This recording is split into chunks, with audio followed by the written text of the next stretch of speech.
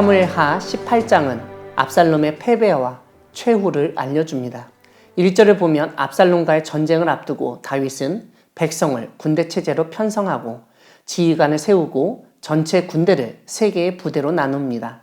첫 번째 부대는 요압에게 맡기고 두 번째 부대는 아비새에게, 마지막 세 번째 부대는 이때에게 맡깁니다. 그러면서 다윗은 나도 반드시 너희와 함께 나가리라 라고 말합니다. 여기서 다윗은 단순히 사람들을 임명하고 전투를 맡기는 그런 지도자가 아님을 알 수 있습니다. 그는 인생의 마지막 전투에 참가하고 그들과 함께 싸우려 하였습니다. 그런데 부하들은 만류했습니다. 이유는 압살롬과의 전투에서 승리를 장담할 수 없었기 때문입니다. 혹시나 다윗에게 해가 닥칠 것을 염려했기 때문입니다. 3절에서 백성들은 왕은 우리 만명보다 중하시오니 왕은 성읍에 계시다가 우리를 도우심이 좋으니이다 라고 말합니다. 결국 다윗은 백성들의 말을 수용하여 그들이 좋게 여기는 대로 행하겠다고 말합니다.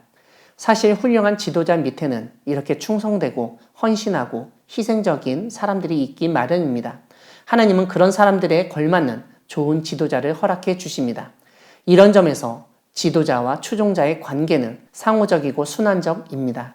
어느 하나가 부족할 때 그 공동체는 한쪽 바퀴가 빠진 자전거처럼 제대로 굴러갈 수가 없습니다. 다만 다윗은 세 부대 지휘관인 요압과 아비새와 이때에게 명령을 내립니다. 다름 아니라 자신을 위해서 젊은 압살롬을 너그러이 대우하라는 것입니다. 이러한 명령을 할 때 백성들이 다 들었다고 알려줍니다. 오늘 본문 6절 이하는 압살롬과 다윗의 군대의 전투 장면을 간략히 보여줍니다.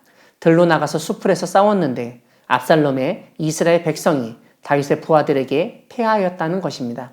전사자만 2만 명에 이르렀다고 알려줍니다.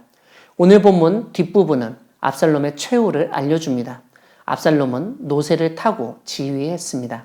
그런데 노새가 큰 상수리 나무 번성한 가지 아래로 지날 때 압살롬의 머리가 가지에 걸려서 대롱대롱 매달리게 되었다고 알려줍니다. 왜냐하면 노새는 그냥 압살롬 다리 사이로 빠져나갔기 때문입니다. 사무엘하 14장에서 압살롬의 머리털이 무거워서 연말마다 깎았는데 그 무게가 200세겔이 나갈 정도였다고 설명했습니다. 그 아름다운 머리가 압살롬의 목숨을 위태롭게 만들었습니다. 머리숱이 없었다면 걸리지 않았을 텐데 너무나 머리숱이 많고 너무 튼튼해서 나무에 매달렸던 것입니다.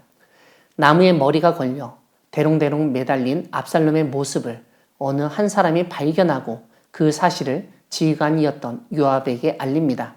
요압은 손에 작은 창 셋을 가지고 가서 상수리 나무에 매달려 있는 압살롬에게 가서 심장을 찔러 버립니다. 요압이 찌르자 요압을 따르던 무기를 든 청년 10명이 압살롬을 에워싸고 쳐 죽였습니다. 사랑하는 광야교회 성도 여러분, 하나님은 압살롬과 다윗의 전쟁을 통해서 전쟁의 참혹함을 보여주시며 전쟁이 아니라 평화의 삶을 살아야 함을 일깨우시는 분이십니다. 오늘 본문은 전쟁이 얼마나 무섭고 끔찍하며 참혹한지를 보여줍니다. 전쟁은 아버지와 아들이라고 누구를 봐주고 살려주는 것이 아닙니다. 전쟁은 상대를 죽이지 않으면 내가 죽는 정말 잔인하고 처절한 싸움입니다. 그래서 될 수 있으면 전쟁을 안 하는 것이 좋습니다. 하지만 많은 것을 차지하고 싶은 사람의 욕심, 지도자의 욕망이 전쟁을 일으킵니다. 압살롬과 다윗의 전쟁도 마찬가지입니다. 압살롬이 욕심을 부리지 않았다면 그런 일이 벌어지지 않았을 것입니다. 사람들에게 마음까지 얻었던 압살롬이 조금만 기다렸으면 그는 전쟁을 하지도 않고 왕이 될 수 있었을 것입니다. 하지만 압살롬은 아버지 다윗을 쫓아내고 심지어 죽이고 왕이 되려 전쟁을 했습니다. 하지만 결과는 참혹했습니다. 압살롬은 자신의 가장 장점이라고 여겼던 외모, 머리털 때문에 자신의 목숨을 잃을 것이라고는 전혀 예상하지 못했을 것입니다. 전쟁은 그처럼 전혀 예상치 못한 결과를 가져올 때도 있습니다.